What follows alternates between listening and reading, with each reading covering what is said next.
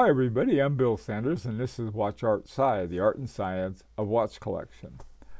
Uh, what I found this time for this video were a number of watches that were largely overlooked. And once overlooked, they were undervalued, and a lot of them have really great prices.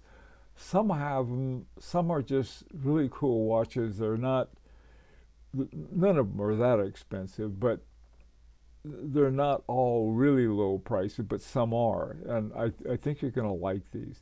The first one is a Martin Braun Celine. One of the guys, one of the subscribers had mentioned a Martin Braun, and I think it was with Wimpy movement. But then I found this one, a Martin Braun with its own in-house movement. Now, Martin Braun has a lot of modules they make, the equation of time and some other ones like that. And this one is turned out to be very interesting for different kind of reason. It's called the Celine, and it has a very interesting moon phase. Now the moon phase uses this one piece of glass over another to give you what would be a more realistic kind of effect of what a moon phase actually is. So I thought, well, this might be a cool watch. Finding them, they have a number of different kinds. One is a meteorite with a black, sort of a darker gray meteorite. Then there was another one, a gorgeous one in blue. Finding them is one thing, finding them for sale is another, or finding them for sale at something was within what I call hand grenade range of one's budget. Now this one I found in Ukraine at a shop called Boryasenko Watch, and they boryasenkowatch.com.ua. UA is for Ukraine. So this is a very interesting, good-looking watch, 42 millimeters. It's not small, but it's not terribly big. Interesting way that they have on the dial with the sort of a sun rays coming out. Interesting watch, I think, with a wonderful moon phase. Okay, moving right along. Now this next one is from a more familiar brand, but one that once I always worried about all the brands that came under Swatch's tender mercies. I'll put it that way. They start stuffing them all with silicone hairspray, and so some of the most interesting aspects of them got sort of shoved aside. And one of the things that I liked about Glashütte Original were the way that they handled regulators. This one has a really neat swan neck regulator. You can flip it over and you can see it on the back. And if it has a swan neck regulator or any regulator, it means that this one hasn't got the silicone hairspring, because you can't. They have no regulator at all. And this one is almost a classic gentleman's watch where you just have a good watch. It's not inexpensive, but it's not over the top, okay? This one I thought was a good buy at 3306. I found that on Commodore 24. Anyhow, something you might be interested in. I thought it was a heck of a watch. By the way, too, my friend Fernando found that. On this one, a lot of the ones people have written is, why don't you do this, or why don't you look at this one, and I do. And that's what Watch Art Sci is supposed to be. It's a place where we can all talk about watches, and we can all do better and get great deals and everything. Okie doke. Moving right along now, this one, this is a very interesting one. Boucheron is one of these very wealthy French jewelry companies, and it's up there with Van Cleef and Arpels and Chaumet and all of the other ones that are primarily known for making jewelry. Now this particular one I don't think they're making it anymore, but there are plenty around that you can find in the pre-owned market. Now, the one here is from when they entered the Grand Prix. I think it was the 2013 Grand Prix. They entered the Boucheron E Pure. It's based on a philosophy by Frederick Boucheron's vision. It's time preserves, and what your watch gets is just the good times. I sort of like that idea. And the other thing about it, now, sometimes these really great brands don't always have the best movements. They'll have, I mean, not, some of them do, but some of them, as a part of what they're doing, they don't think that movements are that important. This one, though, does, and it's got a Girard-Perregaux GP 4000. Finding information about this particular movement was not easy.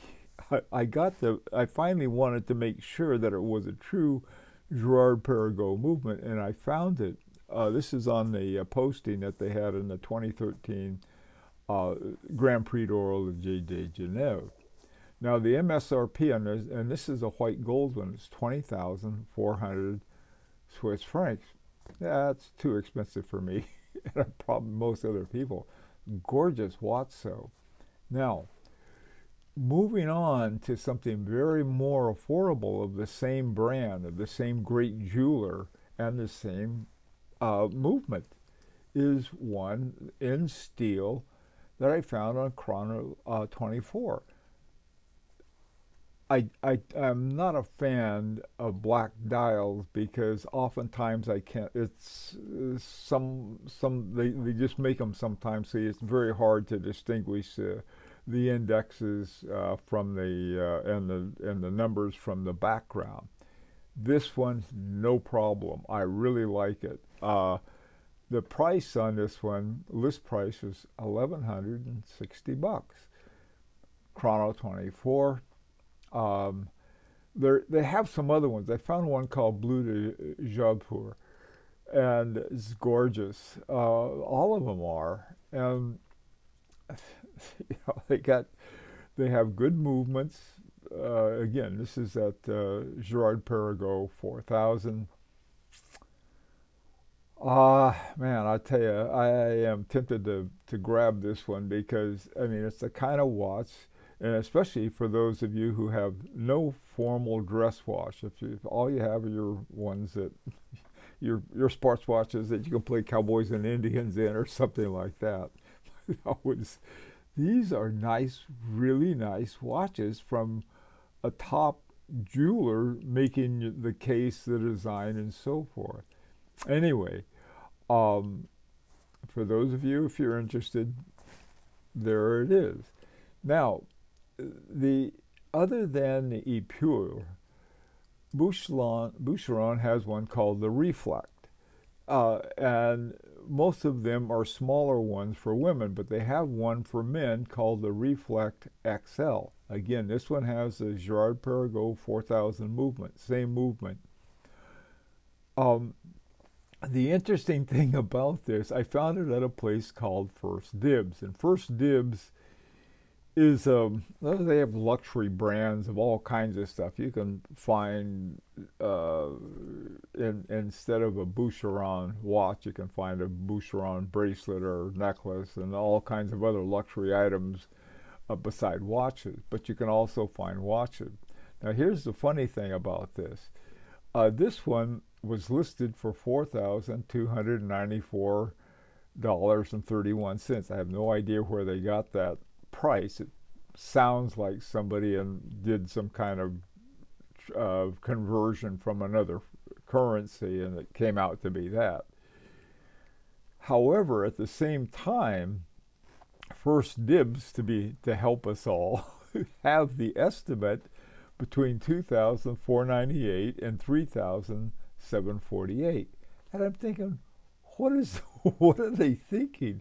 Here, the top estimate is $37.48, and they have the price listed at $1,000. Well, not 1,000, but almost $1,000 higher than that. And then they have suggest a price.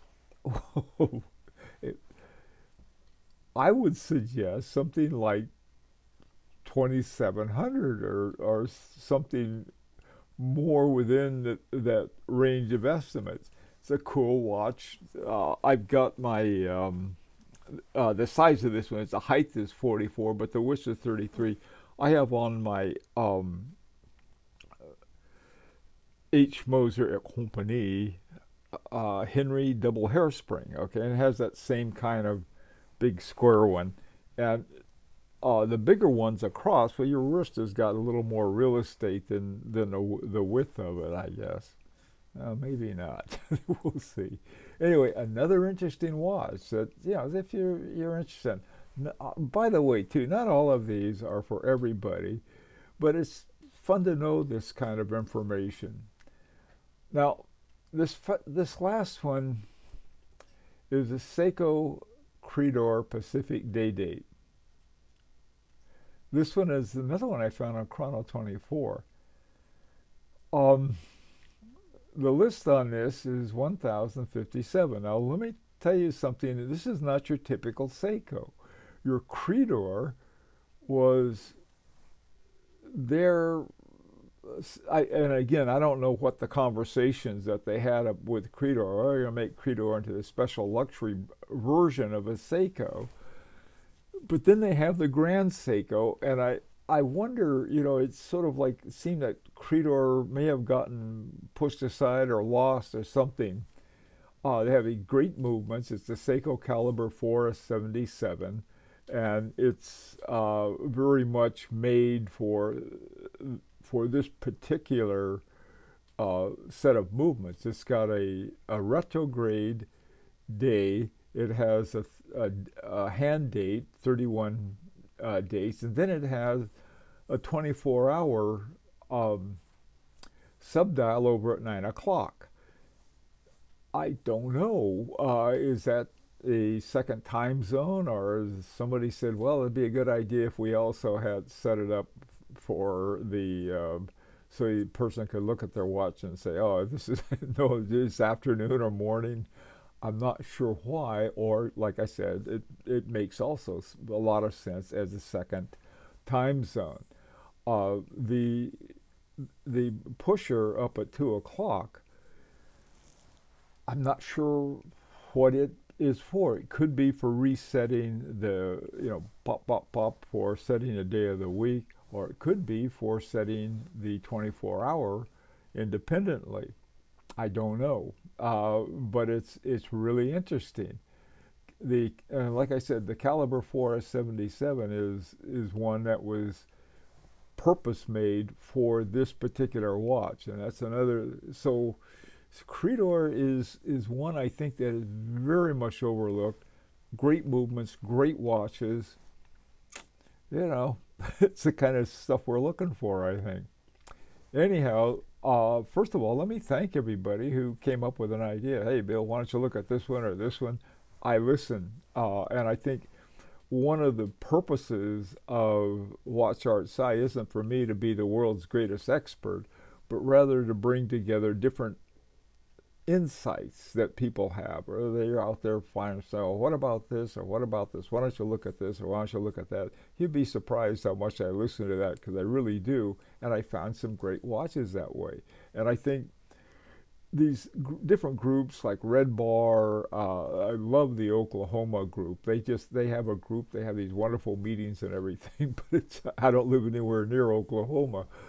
And some other ones that they have, I think these get-togethers are great, but if we don't have those in our locality, then we got it online, and I think we ought to use it.